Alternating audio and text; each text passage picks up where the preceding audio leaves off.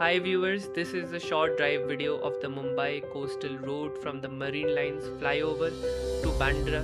This is from mid-June 2026.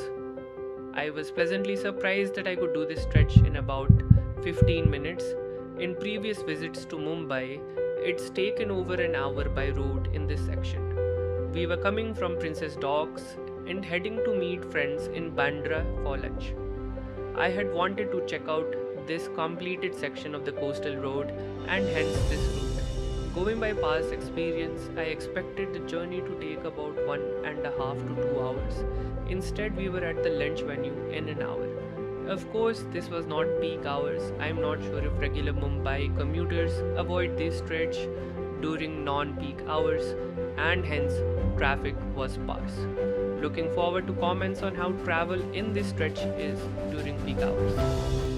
Enjoy the video.